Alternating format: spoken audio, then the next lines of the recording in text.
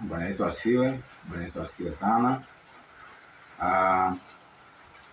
Napenda tushirikishane neno la Mungu kwa ufupi jioni ya leo kama ilivyo ada, na Biblia imetupatia mwongozo katika waraka ule wa kwanza wa Paulo kwa Timotheo katika sura ile ya pili mstari wa kwanza ameenda mpaka ule wa 5. Biblia ilivyosema, basi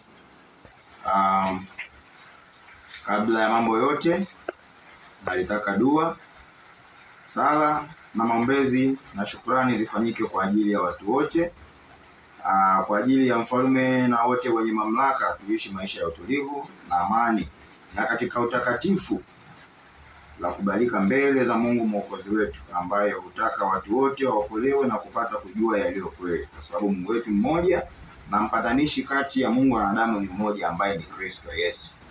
Basi kupitia utangulizi huo utakiwa kuwa na shukrani, kuwa na sala na maombezi kwa kila mmoja kabla ya kufanya jambo lolote. Tulikuwa tunatoa utangulizi huo, tunamshukuru Mungu kwa kuweza kuachilia neema na kibali hichi kwa jioni ya leo. Basi nahitaji tukashirikishane neno la Mungu lenye kichwa cha utangulizi kwa ufupi kisemacho, wamtumainio Bwana ni kama mlima Sayuni.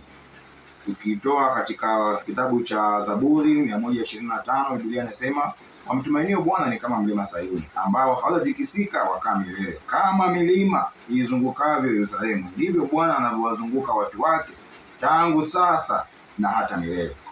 Mtumishi wa Mungu, unaelewa nini wanaposema kwamba mtumainio Bwana ni kama mlima Sayuni? Tena anasema nao ambao hautatikisika wala hautakutana na dhuruba ya muundo wowote na utakaa milele. Inatafsiri kwamba wewe mwanadamu, endapo kama utakuwa unaishi kwa kumtumaini Mungu, maisha yako ukaishi kwa kumtumaini Mungu, amesema wewe utakuwa kama mlima Sayuni uzungukavyo Yerusalemu.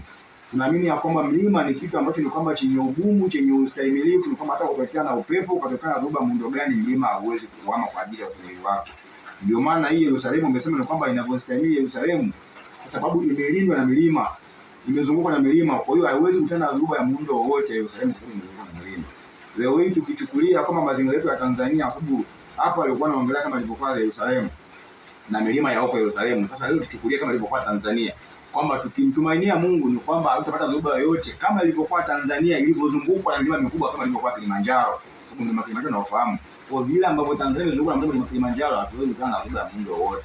Sasa na sisi wanadamu, endapo kama tutaishi kwa kumtumaini Mungu kwa kila jambo, inatafsiri ni kwamba nasi hatutakuwa na dhuruba ya muundo wowote, hatutikisika wala kuathirika na kitu chochote, kwa sababu tumelindwa na Mungu ambaye amefananishwa kama na mlima ambao kwamba hauwezi kutana na dhuruba ya muundo wowote.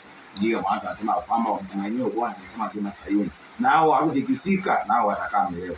Kwa hiyo mtumishi wa Mungu, napenda kukushuhudia jambo hili jioni ya leo, ya kwamba ishi kwa kumtumaini Mungu, ishi kwa kumtegemea Mungu, maana yeye ndiye kimbilio kwa kila mmoja wetu. Ishi kwa kumtumaini yeye, hatutaathiriwa na magonjwa, hatutaathiriwa na shida wala njaa, hatutaathiriwa na dhambi ya muundo wote, hatutaathiriwa na dhiki ya muundo wote, hatutaathiriwa na kila jambo lote ambalo linakuwa ni changamoto kwenye dunia hii. Ndio tunamtegemea Mungu, basi tutavuka kwenye hizo mapito yote, kwa sababu tunakuwa tunamtumaini Mungu, kama vile Yerusalemu inavyolindwa na milima.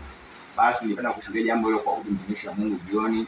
Ishi na uondoke nalo hilo liweze kusaidia kwa maisha yako jioni ya leo, kwamba ishi kwa kumtumaini Mungu, naye atakulinda kama Yerusalemu inavyolindwa na milima Sayuni.